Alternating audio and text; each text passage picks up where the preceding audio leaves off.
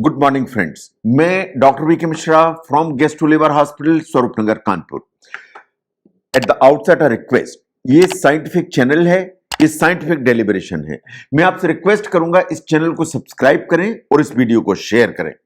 यह बात बिल्कुल सही है कि हीमोग्लोबिन की जो कमी है is a very common problem. जब भी आप सुनते हैं कि इनको खून की कमी है, इसका मतलब हीमोग्लोबिन का लेवल नीचे है। अगर हीमोग्लोबिन का लेवल नीचे है तो उसके क्या मायने हैं, इन उसकी क्या प्रॉब्लम है, इन वास्तव में होम रेमेडीज क्या है जो इसको करेक्ट करने की ताकत रखती हैं। क्योंकि बार बार आप खून की कमी के लिए डॉक्टर के यहां नहीं दौड़ेंगे, आपको होम रेमेडीज से ही इसकी मदद लेने की जरूरत है। नाउ एनीमिया वास्तव में एक मेडिकल कंडीशन है, यानी खून की कमी एक मेडिकल कंडीशन है। यह बहुत सारे कारणों से हो सकती है।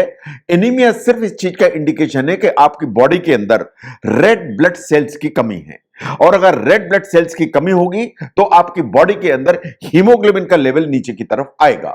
मान लीजिए कि हीमोग्लोबिन का लेवल नीचे की तरफ आएगा तो आपका जो ब्लड है उसकी जो ऑक्सीजन कैरिंग कैपेसिटी है वो नीचे की तरफ आएगी। इसका मतलब यह है कि आपके अंग हैं उनको एडिक्वेट अमाउंट में जो ऑक्सीजन है वो नहीं मिल पाएगी। जहां तक एनीमिया का सवाल है, इसको कॉम्प्लेक्स डिसऑर्डर माना जाता है। कॉम्प्लेक्स इन द सेंस कि बहुत सारे कारणों से आ सकता है। कुछ मेडिकल फैक्टर्स हो सकते हैं, कुछ फिजिकल फैक्टर्स हो सकते हैं, एंड इट्स क्वाइट पॉसिबल कि दूसरी कोई बीमारी हो उसके चलते एनीमिया डेवलप हो गया हो। से फॉर एग्जांपल आपको किडनी की कोई प्रॉब्लम है, उसके चलते एनीमिया डेवलप हो गया। तो बहुत सारी दूसरी मेडिकल कंडीशंस होती हैं जो एनीमिया को डेवलप करा देती हैं। तो एनीमिया अपने आप में प्रॉब्लम है, ये फिजिकल फैक्टर के चलते हो सकता है, इन बहुत सारी दूसरी जो प्रॉब्लम्स हैं उनके चलते हो सकता है। नो, अगर हम मोटे तौर पे देखें कि एनीमिया कहां से आता है तो ये हमेशा उन चीजों की डेफिशिएंसी से आता है जिनके चलते खून बनता है। नंबर 1 पर आता है आयरन। अगर आपकी बॉडी के अंदर आयरन की डेफिशिएंसी है तो एनीमिया डेवलप होगा। अगर आपके अंदर फॉलिक एसिड की डेफिशिएंसी है तो एनीमिया डेवलप होगा। अगर आपके बॉडी के अंदर विटामिन B12 की डेफिशिएंसी है तो एनीमिया डेवलप होगा। तो आयरन डेफिशिएंसी के चलते जो एनीमिया आएगा that is known as iron deficiency anaemia. जो vitamin B12 and folic acid के चलते आएगा, इनकी डेफिशिएंसी से इसे कहते हैं मेगालोब्लास्टिक एनीमिया। तो एक मेगालोब्लास्टिक एनीमिया है, another is iron deficiency anaemia. Now से फॉर एग्जांपल आपको आयरन की भी डेफिशिएंसी है, फॉलिक एसिड की भी डेफिशिएंसी है एंड विटामिन B12 की डेफिशिएंसी है। अगर तीनों की डेफिशिएंसी है और उसके चलते एनीमिया आया तो यह होगा न्यूट्रिशनल एनीमिया। तो iron deficiency anaemia, megaloblastic anemia and nutritional anemia, these are the groups which are very common and the most common. The next one is basically the genetic disorder. एक hemolytic anemia होता है genetic disorder में, जिसके चलते आपकी जो red blood की जो कोशिकाएं हैं वो वास्तव में ब्रेक डाउन हो जाती हैं, और ब्रेक डाउन होने के चलते ये प्रॉब्लम खड़ी होती है। जैसे बच्चों में थैलेसीमिया हो जाता है या जो है ना सिकल सेल एनीमिया हो जाता है। ये इस तरह की जो एनीमिया है ये हीमोलिटिक एनीमिया की कैटेगरी में आते हैं। नाउ जब हम बात करते हैं कि होम रेमेडीज या खाने में आपको क्या ध्यान देने की जरूरत है, उन चीजों को ध्यान से देखिए। आपको हमेशा अपने डाइट में आयरन और B12 से जो रिच फूड्स हैं उनको इंक्लूड करके चलने की जरूरत है। आपको अपने खाने में जो प्रोसेस्ड फूड्स हैं, जो रिफाइंड फूड्स हैं, उनको अलग करने की जरूरत है। आपको वास्तव में अपनी डाइट में फ्रूट्स एंड वेजिटेबल्स उनको एनहांस करने की जरूरत है।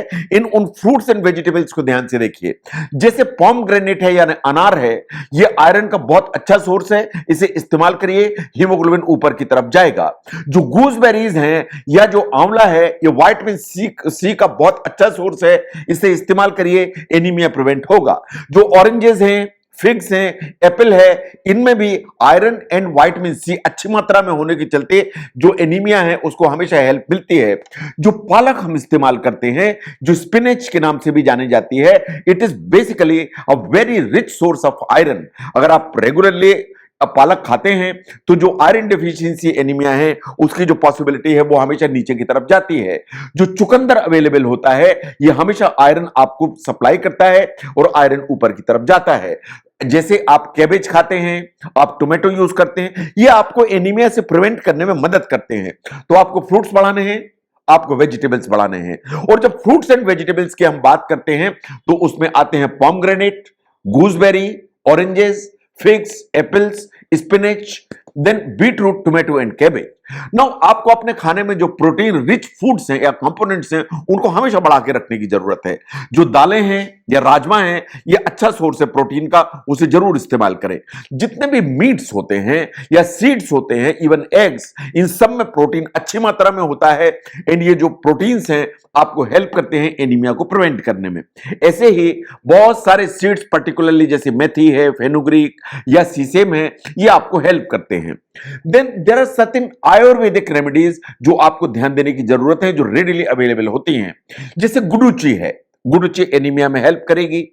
जैसे लोधरा है आपको हेल्प करेगा एनीमिया को प्रिवेंट करने में। जैसे मंडूरा है, मंडूरा आपको हेल्प करेगा एनीमिया को प्रिवेंट करने में। ऐसे ही जो पुनर्नवा है वो आपको एनीमिया से प्रिवेंट करने में हेल्प करता है। तो अगर हम ध्यान से देखें कि एनीमिया को प्रिवेंट करना है या हीमोग्लोबिन को ऊपर करके चलना है तो आपको और क्या करने की जरूरत है। No, there are certain juices जो फ्रूट से बनते हैं, उनको जरूर इस्तेमाल करिए। अनार का जूस पीजिए, ये आपको हेल्प करेगा। आंवले का जूस बना के पीजिए, ये आपको हेल्प करेगा। ऑरेंज जूस लीजिए, इसके आपको हेल्प करेगा। एप्पल जूस एंड फिग के जो जूस हैं ये वास्तव में आपको हेल्प करेंगे। That's number 1। नंबर 2, आप रेगुलरली स्मूदीज यूज करना चालू करिए। जो स्मूदीज हैं वो आप बहुत सारी चीजों से बना सकते हैं। पालक की स्मूदी बनाइए, आयरन का कंटेंट आपका ऊपर की तरफ जाएगा। अगर आप चुकंदर की स्मूदी बना के इस्तेमाल करते हैं, आयरन कंटेंट ऊपर की तरफ जाएगा। आप टोमेटो की एक स्मूदी बनाते हैं तो tomato is rich in vitamin C and other nutrients also, ये आपको हेल्प करेंगे। ऐसे ही आप कैबेज इस्तेमाल करते हैं, उसकी स्मूदी बनाते हैं तो आपको बहुत सारे न्यूट्रिएंट्स मिलते हैं including vitamin C and iron, जो आपको हेल्प करते हैं एनीमिया को प्रिवेंट करने में और हीमोग्लोबिन को बढ़ाने में। Now look at the seeds. Actually seeds को हम बहुत नजरअंदाज करते हैं, जबकि ये बहुत माइक्रो न्यूट्रिएंट्स में भरे हुए होते हैं। जैसे मेथी है या फेनुग्रीक है, ये वास्तव में बहुत इंपॉर्टेंट है। इसमें ऐसे बहुत सारी चीजें हैं जो एनीमिया को प्रिवेंट करती हैं। जो सीसेम सीड्स हैं यानी तिल के जो सीड्स हैं, उन्हें इस्तेमाल करिए। जो कोरिएंडर है या धनिया के जो हम इस्तेमाल करते हैं seeds, they are important source of various micronutrients जो एनीमिया को प्रिवेंट करने की ताकत रखते हैं।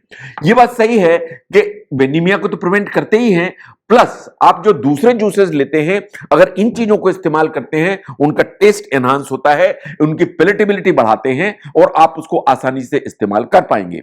नो, एक जूस है जो आपको आयरन रेडिली प्रोवाइड करता है, is basically the prune juice, जो ड्राइड प्लम से बनता है। जो प्रून जूस है is one of the awesome drinks जो आपको वास्तव में हीमोग्लोबिन बढ़ाने के लिए सबसे ज्यादा मदद करता है। तो इसलिए प्रून जूस या प्रून्स को हमेशा इंक्लूड करिए अपनी डेली रूटीन में, तो आप पाएंगे कि आपका हीमोग्लोबिन का लेवल है वो ऊपर की तरफ रहेगा। Now look at the Guduchi. जैसे मैंने बात की, जो गुडुचि है कमर्शियली अवेलेबल होती है। इन आयुर्वेद इसको रिकमेंड करता है कि एनीमिया को ट्रीट करना है तो गुडुचि को इस्तेमाल करिए। Now look at vitamin C. Vitamin C anaemia को प्रिवेंट करने में और हीमोग्लोबिन को बढ़ाने में दोनों के लिए इंपॉर्टेंट है। Then vitamin C is the one कि जब आप डाइट में लेते हैं और साथ में जब आप आयरन भी लेते हैं तो आयरन को एब्जॉर्ब करने की जो कैपेसिटी है इंटेस्टाइन की, वो विटामिन सी बढ़ाता है। इसका मतलब यह है कि आपने जो आयरन लिया डाइट में, उसको प्रॉपर्ली अगर एब्जॉर्ब कराना है तो विटामिन सी भी चाहिए। तो विटामिन सी आपको कहां से मिलेगा? सबसे ज्यादा विटामिन सी आपको रेडिली मिलता है, तो जैसा मैंने कहा, आंवले से मिलता है, ये बात सही है। अमरूद जैसे फल हैं उनसे मिलता है। जो ऑरेंजेस हैं या संतरे हैं, they are the biggest source, they are the great source. जैसे ऑरेंजेस हैं, ऑरेंज का जो जूस है वो विटामिन सी को हमेशा आपको बढ़ा के चलता है और आप आयरन प्रॉपर्ली एब्जॉर्ब कर पाते हैं। ऐसे ही जो वेजिटेबल्स हैं उनमें जो ब्रोकली है, ब्रोकली में विटामिन सी अच्छी मात्रा में होता है और ये आपको हेल्प करता है आयरन को एब्जॉर्ब करने के लिए। तो जहां तक एनीमिया का सवाल है, एनीमिया ये चार ही आपके सामने आते हैं: iron deficiency anaemia, megaloblastic anaemia, as और कॉम्बिनेशन तो न्यूट्रिशनल एनीमिया, एंड चौथा आता है हेमोलिटिक एनीमिया। जो एनीमिया है उसको प्रिवेंट करने में या करेक्ट करने में ये वास्तव में आपकी जो होम रेमेडीज हैं दे आर इक्वली इंपॉर्टेंट है। बहुत सारे जूसेस हैं, बहुत सारी स्मूदीज हैं, बहुत सारे फ्रूट्स हैं, बहुत सारे वेजिटेबल्स हैं, इनको आपको इंक्लूड करने की जरूरत है सो दैट हीमोग्लोबिन ऊपर की तरफ रहे। हमेशा प्रोटीन ऊपर की तरफ करके रखने की जरूरत है जिससे हीमोग्लोबिन ऊपर की तरफ रहे। अगर होम रेमेडीज आपके हीमोग्लोबिन को ऊपर कर सकती हैं, इसको समझने में यह वीडियो हेल्प करता है, जरूर शेयर करें। मैं doctor V K Mishra from gastro liver hospital, Swaroop Nagar, Kanpur. Thank you very much.